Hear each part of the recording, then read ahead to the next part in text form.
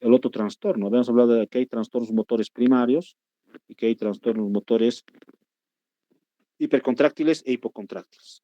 Habíamos hablado de los hipocontráctiles, hablaremos ahora un poquito de los hipercontráctiles. ¿Sí?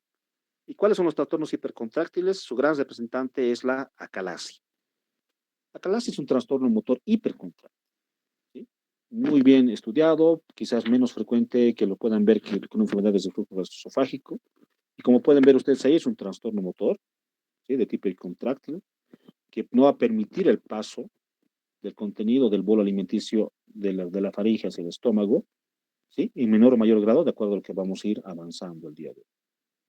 Dentro de la epidemiología podemos ver que si bien en nuestro medio es muy infrecuente, no es frecuente, ¿sí? La edad que aparece entre los 40 y 50 años, y algo que tenemos que tomar en cuenta también acá es que el Trypanosoma cruzi es el que, pues, el que es un factor también para que esto pueda realizarse, ¿no? Pero, sin embargo, también existen las acalasias idiopáticas o primarias. Las acalasias idiopáticas o primarias, pues, son simplemente aquellos que están en relación directa con alteraciones del plexus, en este caso del plexo mientérico.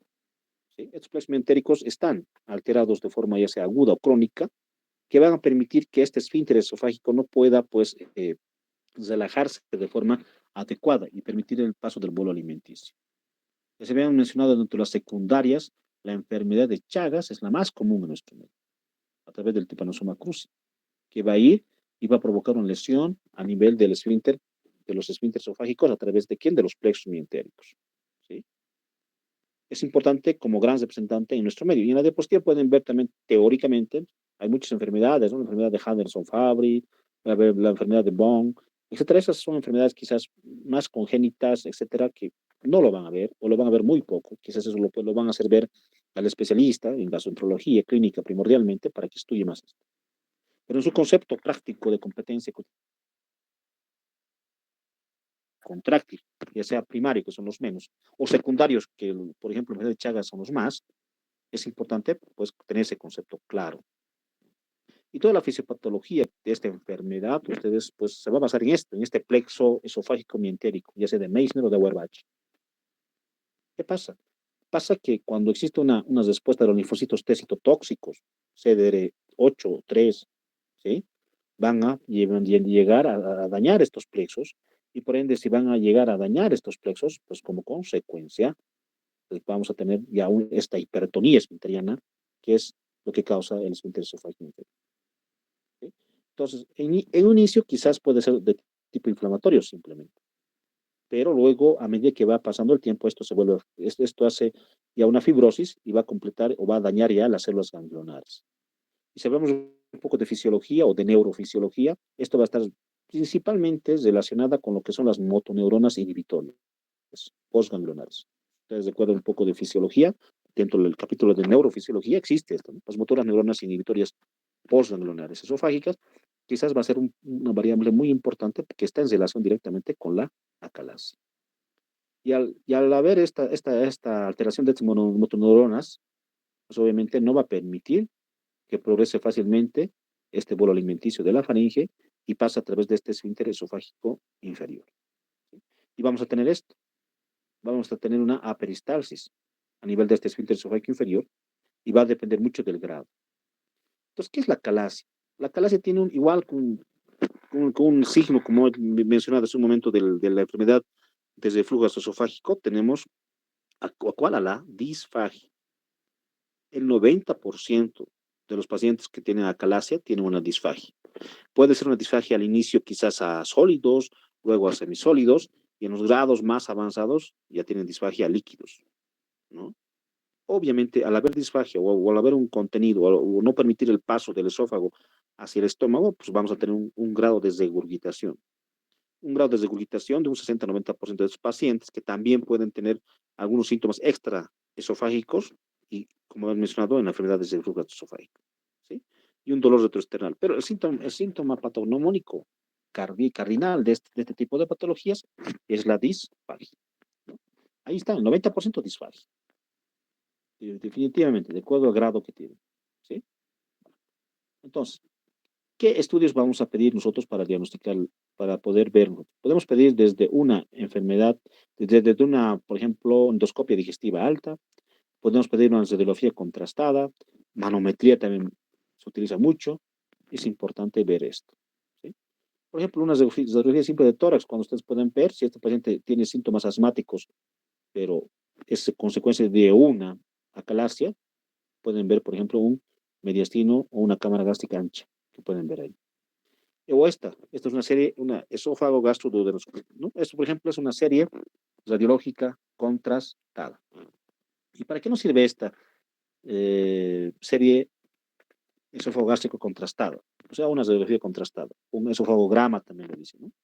Este esofagograma, pues a través de esto, hay un autor que se llama, pues este autor es muy importante, pues es brasilero, si bien es brasilero, ¿por qué? Porque en Brasil existe mucha incidencia de este tipo de patología, pues ayuda mucho para poder dar un grado a este tipo de patología. Por ejemplo, un grado uno simplemente es un esófago, ¿sí? Que no existe dilatación, existe ligera estasis y una disquinesia motora, o sea, no existe nada. Aparentemente está todo bien, pero sí, si hacemos un estudio manométrico, va a haber una pequeña éstasis o disquinesia motora.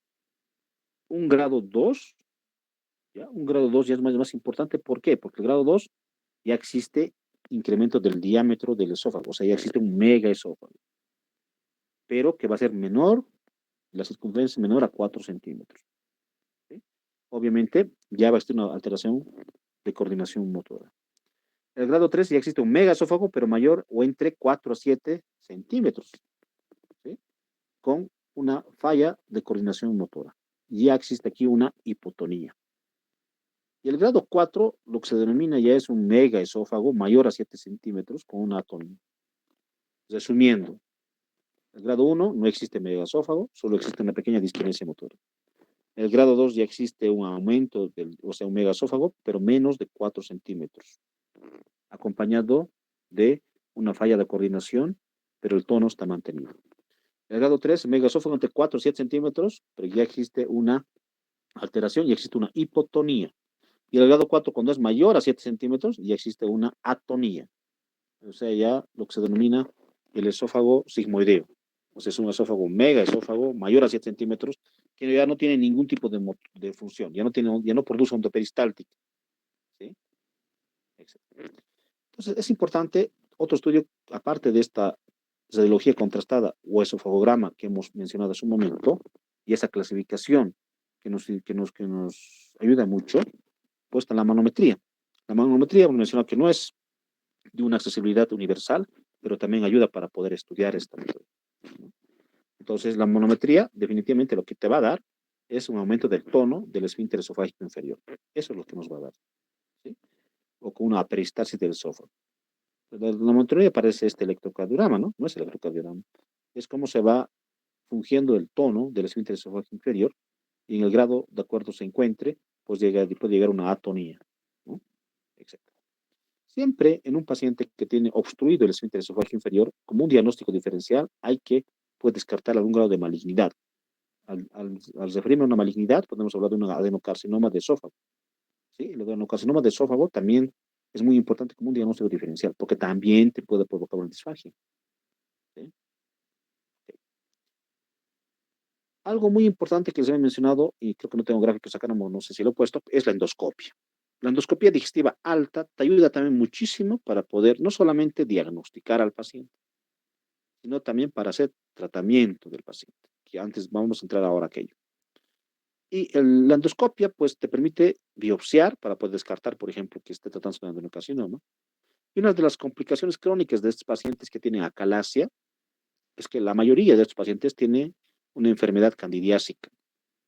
Es por tener retenido el alimento a nivel del esófago que no ha permitido el paso al estómago, donde se puede realizar todos los procesos de digestión que conocemos, pues ha ido fermentando en el esófago y como consecuencia de esta fermentación fácilmente puede haber candidiasis. Y la gran mayoría de los pacientes que tienen una calasia tiene una enfermedad candidiásica. O sea, hay que darles tratamiento en base con fluconazol, etcétera, ¿no? Antimicóticos. Una gran mayoría lo tiene y es una complicación frecuente de los pacientes que tienen acalasia. Entonces, el tratamiento, primero, el objetivo, ya sea el tratamiento que van a mencionar a continuación, El tratamiento común es reducir los síntomas de disfagia y regurgitación. Y obviamente esto lo vamos a lograr reduciendo lo que es la presión basal del esfínter esofágico inferior, ¿no? Y a través de eso podemos ver el tratamiento a través de la toxina botulínica. Por ejemplo, si entramos al tratamiento farmacológico, vamos a hablar de la inyección de toxina botulínica. O otros medicamentos que van a mencionar a continuación, o entrar a la dilatación endoscópica y recién la cirugía. Como ustedes pueden ver, también hay pasos a seguir en el tratamiento. Por ejemplo, si vamos al tratamiento medicamentoso, podemos ver, utilizar mucho los bloqueadores de los canales de calcio. ¿Sí? Los bloqueadores de canales de calcio ayudan mucho para relajar este esfínter esofágico inferior y tratar de forma farmacológica. Pero ojo, y aquí un poquito nos vamos a retomar a los gráficos que hemos mencionado anteriormente con la clasificación. Depende del grado. Si es un grado 1 o 2, obviamente el tratamiento medicamentoso va muy bien con los bloqueadores de canales de calcio. Si avanzamos un poco en grado 2 o 3, podemos utilizar ya la inyección con toxina botulínica. La desventaja de la inyección con toxina botulínica es que te dura 4 o 6 meses y son muy periódicos a medida que va avanzando la enfermedad. Es más paliativo, no es tanto curativo. Y si nos vamos al tratamiento endoscópico, eso se basa en la dilatación endoscópica a través de balones. ¿Con objetivo de qué? De romper esas fibras o esa fibrosis que tiene ese esfínter esofágico inferior. Y recién pasamos a lo que viene a constituirse la cirugía propiamente dicha a través de la miotomía de Heller. Pero bueno, desglosaremos y avanzaremos. Entonces, el objetivo es disminuir la presión del esfínter esofágico inferior. Podemos utilizar, habían mencionado, la toxina botulínica. Ventajas que tienen un buen resultado del 30 a 75%, desventaja que duran de 6 a 9 meses como máximo. Y luego hay que hacer nueva sesión. Es una desventaja de la toxina botulínica. A través de endoscopia podemos inyectar esto a nivel del esfínter esofágico inferior. Y esta imagen escarapela, que ustedes pueden ver acá, es una imagen clásica, patognomónica, en las cuales podemos ver. Ya esta imagen de un megaesófago, un grado 3 a 4, de acuerdo a lo que hemos ya referido hace un momento, o la imagen en famosa cola de ratón o punta de lápiz, también es característico de un esofagograma o una radiología contrastada. Si usted, tu paciente tiene disfagia y le has pedido una endoscopia contrastada o esofagograma, que es lo mismo, y les dibujan esta imagen en cola de ratón o punta de lápiz y un megaesófago lo pueden medir ustedes mayor a 4 centímetros o mayor a 7 centímetros, ya estamos hablando de grados avanzados de la enfermedad, o sea, de la AK clase. ¿Sí? Y en el punto de vista endoscópico van a ver esta imagen. ¿Ok? Entonces, la dilatación neumática a través de una endoscopia es muy importante. Una de las complicaciones, lamentablemente, de la dilatación neumática, ¿cuál es? La perforación. Necesita varias sesiones, de acuerdo al grado, si es un grado 3 o 4. Entonces, utilizando el grado 3 o 4, la dilatación endoscópica ya ingresa. La dilatación endoscópica, obviamente, tiene que ser, pues, en diferentes sesiones. No pueden hacer en una sola sesión. En una sesión irán con French bajos, medianos, altos, así, a medida que va avanzando. ¿Por qué? Porque si hacemos en una sola sesión, podemos romper y perforar el esfínter inferior a través de ese tratamiento. ¿Sí? Entonces, y eso podemos ver. El tratamiento quirúrgico, si falla el tratamiento farmacológico, la toxina botulínica, la dilatación endoscópica, obviamente vamos a entrar a qué? Al tratamiento quirúrgico. ¿Y cuál es el tratamiento quirúrgico? Esto, seccionar el músculo circular longitudinal que habíamos mencionado al inicio de la clase.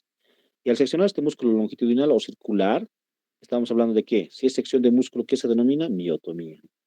Y esto es una cardiomiotomía o miotomía. La técnica más utilizada es la de Heller. Por ende, podemos hablar de una cardiomiotomía de Heller, que simplemente consiste en hacer una sección milimétrica a nivel del músculo longitudinal del segmento inferior a nivel del esfínter esofágico inferior. La principal complicación de esto, ¿cuál es?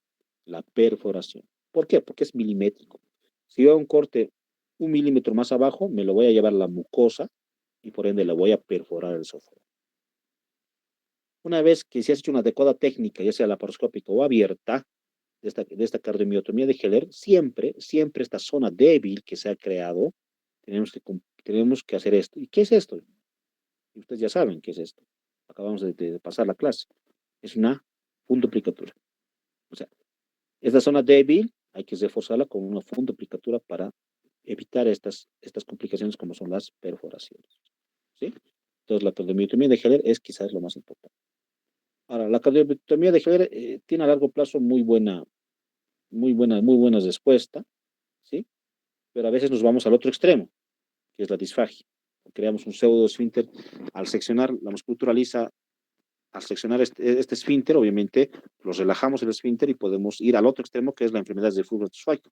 Por eso es importante hacer siempre la puntoaplicatura, ¿sí? Sintetizando, la calasia simplemente es la falta de relajación del esfínter esofágico inferior. La causa más importante en nuestro medio es la chagásica. Dentro de la clasificación podemos ver desde el grado 1 hasta el grado 4, ¿sí? De Fezeira Santos, es el autor que hemos mencionado hace un momento. Desde el grado 1, que si no hay megasófago, hasta el grado 4, cuando es un megasófago mayor a 7 centímetros.